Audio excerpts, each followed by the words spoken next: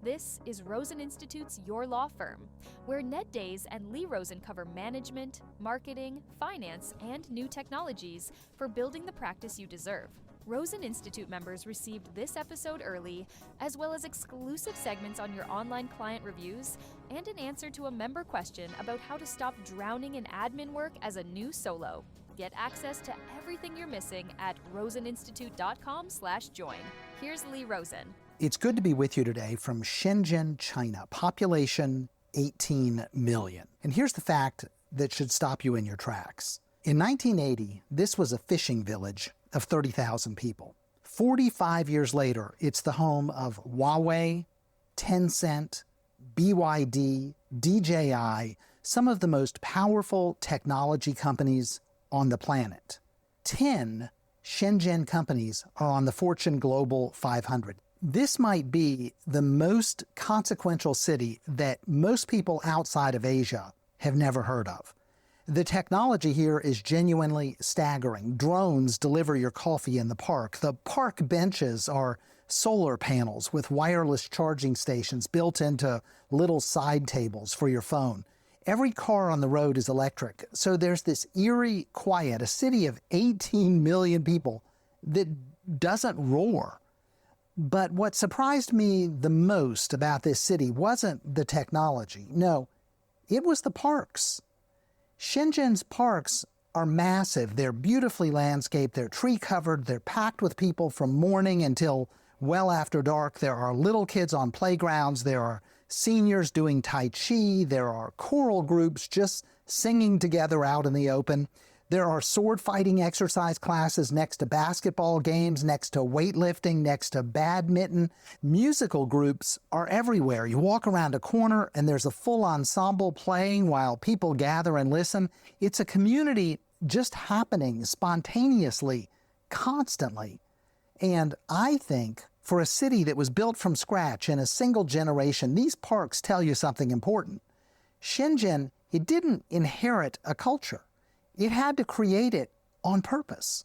The parks are designed to pull people together. The infrastructure is built around interdependence, and it works. There's a harmony here, a cooperation that you can feel. Now, I can hear some of you already. Yes, there are cameras everywhere. Robot police officers patrol the parks instead of real police officers. The level of community comes inside a framework of surveillance and control that would make most American lawyers deeply uncomfortable. And that's a tension that I'm not going to pretend to resolve here today. But here's what I will say. I spent many years helping organizations figure out how to build culture. And Shenzhen forced me to confront an uncomfortable question. We talk a lot about community in our firms and in our profession. We say we value connection, but how much have we actually designed for it? How much infrastructure have we built? Not the lip service, the actual physical and organizational architecture to make community happen.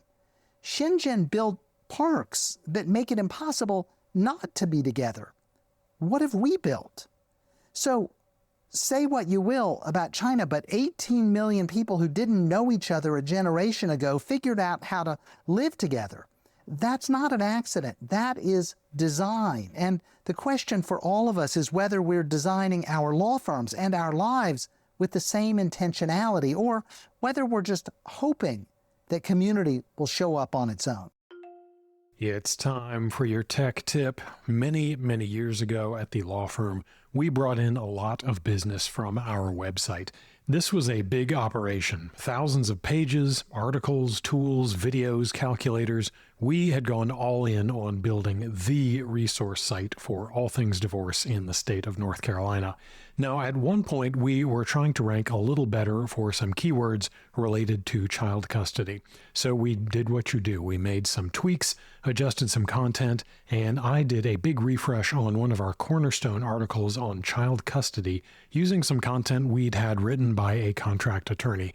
I checked the article, it looked good, so I closed my laptop and went home for the day. The next morning, just out of curiosity, I started looking at some keyword metrics, and holy smokes, wouldn't you know it, we were absolutely dominating the Google rankings for child custody-related searches in our area. I was frankly astonished at how fast it had happened. That kind of overnight improvement was, to put it mildly, a little unusual. But as I started doing a little manual confirmation, typing a few phrases into Google myself, I noticed something very odd. Every result from our domain had the title from that custody article. Our contact page, the title of that custody article. Our homepage, the title of that custody article. The pages for our calculators and tools, all showing the name and description of that custody article. So I went poking around on the site, and it didn't take long to figure out that no matter what page or URL you visited, everything, every single thing on the site redirected to that custody article. All of the thousands of pages we had registered with Google, all pointing to one place. And by some stroke of luck, good or bad, depending on how you look at it, Google had updated things in record time. Now, it turned out that an update to one of the many, too many probably, WordPress plugins we had installed introduced a bug that redirected every URL on the site to whatever the last created or edited page was. And the last page I had edited was that custody article.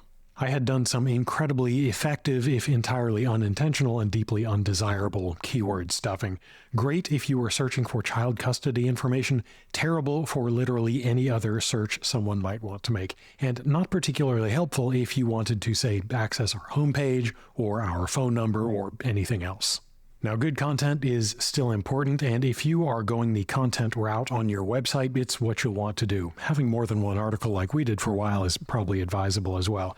But as you have no doubt noticed, the old playbook has been getting a little less effective for a while, and AI has thrown a wrench into the gears of the SEO game recently. My wife, whose technological prowess I will generously describe as not that great, asks Gemini directly for answers to everything. She is barely even seeing the AI summaries on the old-fashioned Google searches. She pops open the Gemini app for anything she wants answered. I'm sure you have had interactions with the kind of people who have a habit of breaking devices because they try to shove the wrong kind of cable into a USB port, talking about a conversation they had with ChatGPT or Claude or Gemini like it was an old friend. This is where the people are getting their answers. When someone types a legal question into ChatGPT or into Google and gets one of those AI overview answers at the top, they are not scrolling through the search results anymore. They are getting a synthesized answer. And if you are not mentioned as a source, it is a lot less likely that anybody is going to go hunting for you. So how should you massage existing content and adjust new content to appeal more to the AI tools that seem to be consuming everything? This is still changing pretty rapidly, but thankfully good SEO practices are still in play. That effort was not at all wasted. Here are a few steps to take to tailor what is on your site toward this new landscape. First, starting a page of content with a direct answer seems to make these AI scrapers happy. 2 or 3 sentences at the top that answer the question the page is about.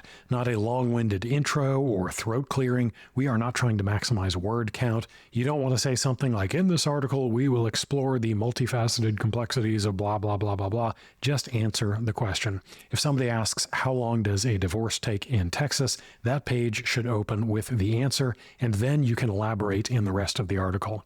This is the single biggest predictor of whether AI will cite your content. There is some research that indicates something like 3/4 of pages that ChatGPT cited had this answer at the top, explanation below kind of format. Answer first and then explain later. Content with quotes and statistics also seems to do really well with AI platforms. There is some data indicating a 30 to 40% higher visibility in AI responses for content with quotes and statistics compared to content that didn't have them. Another thing that we never did for written content on our site is to put real attorney names and credentials on everything. Bylines for all of your articles, basically. Written by Jane Doe, JD, 15 years of family law experience, Arizona bar number 12345. Normally, I would advise against stuffing something like a bio with a bunch of credentials that humans don't really care about, but it seems that having authoritative attributions on content means it carries dramatically more weight with AI systems than content that doesn't. Really hammer on the specifics. Here is how custody works in Mecklenburg County, written by an attorney who has handled 200 of these cases. AI loves that kind of thing because it's citable, it sounds authoritative, and AI is kind of telling us what we want to hear. Publication date is another factor too. Most publishing platforms list a publication date visibly on the page or include it in the page metadata. Either way, set a reminder to make some small updates here and there and bump those publication dates while you are at it. AI models penalize stale content, and honestly, so do the humans reading it. If something was written in 2019, can it possibly be relevant to our advanced sensibilities in this day and age? Unlikely. I mean, Dubai chocolate hadn't even been invented yet. The next one might require a 2-minute conversation with whoever manages your website. Make sure you are not accidentally blocking the AI systems that would cite you. There is a file on your server called robots.txt that tells search engines and AI crawlers what they are and are not allowed to look at. There is also a new standard specifically for LLMs called llms.txt. Plenty of sites, either through overzealous security settings or defaults that they never changed, are blocking the very crawlers from ChatGPT, Claude, and Google's AI that would otherwise be reading and citing their content. Have your web person check. It takes about 5 minutes to fix. The bigger issue of what role traditional websites will play in the AI future is still up in the air. But since in this line of work, all we are really interested in is getting our name in front of potential clients, not getting website visitors per se, these steps should help you get mileage out of the site content you've already produced to make that happen. I'm Ned Days, and that's your tech tip. And now for your moment of concise advice. My wife and I lived in Bulgaria for about 5 years. It is actually where we met. And one thing you have to adjust to in new countries is the restaurant culture. Unlike in the US, in Europe in general and Bulgaria in particular, your server brings out what you order, and then you may not see him or her again until you flag them down. Nobody is checking on your water glass, nobody is asking how everything tastes, and you may not be getting a dessert menu unless you specifically ask for one. It's a different philosophy. I guess the assumption is that you are an adult, you know where they are, and you will find them if you need something.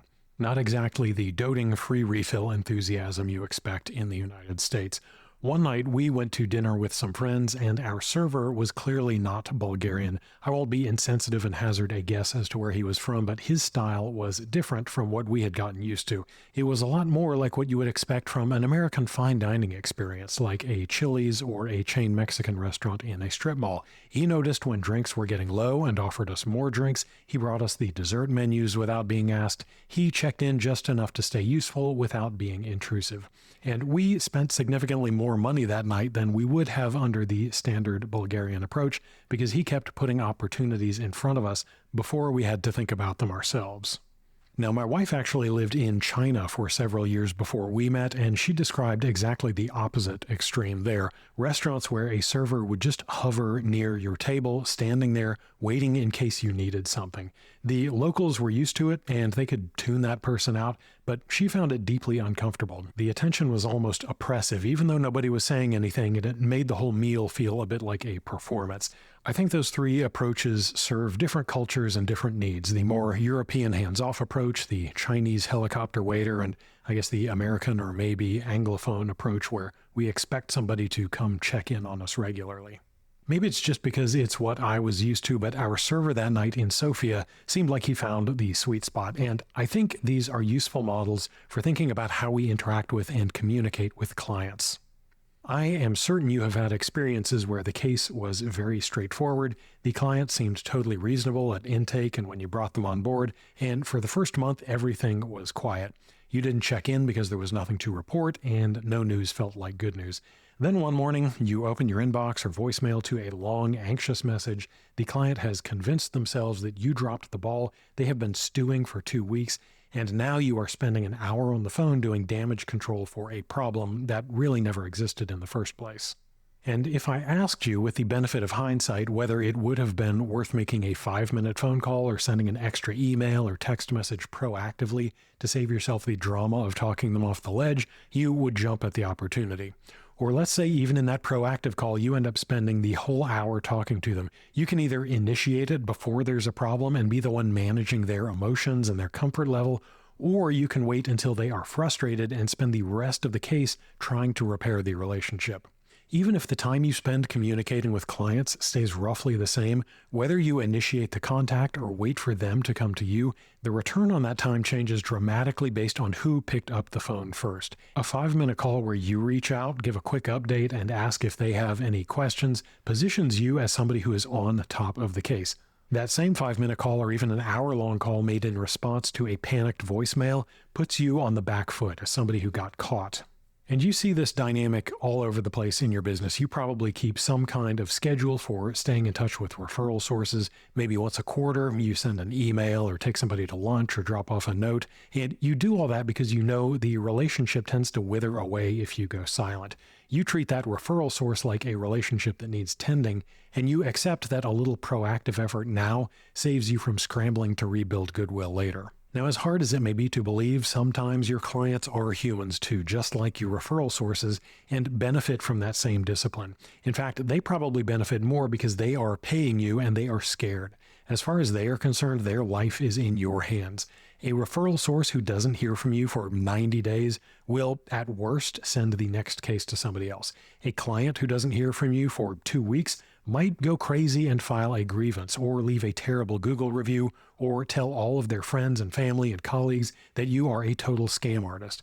The stakes are higher because they have a shocking amount of leverage over you, but most firms give their clients less proactive attention than they give the attorney across town who sent them a case one time. You want to avoid being that ghost waiter who is invisible until somebody waves you down, because by the time a client is waving you down, it's an emergency. Now, you also probably don't want to lurk around to the point where your constant presence makes people uncomfortable and suggests that you don't have enough other work to do. Although I have honestly never heard a client complain that their lawyer contacted them too much. We want to be in that Goldilocks zone where the time you invest into communicating with the client is strategically proactive so that it bypasses hours of drama and stress and possible reputational damage later on. You want to be present enough that the client feels taken care of and always show up with something useful before they had to ask for it. This shouldn't be too mysterious to figure out because you know the beats of your cases by now. You know the stages, you know the timelines, and you know the stretches where clients tend to get nervous. You can probably anticipate a lot of the questions they are going to have before they even ask it. And when you do, you bypass potential anxiety and you go straight into building confidence, not just in you, but in the outcome that you are going to deliver. And if you have had one of these blow-ups recently, if you have had a client freak out unnecessarily or what you saw as unnecessarily, I have an experiment for you to run. For the next 2 months, I want you to try reaching out to every active client at least once every 2 weeks.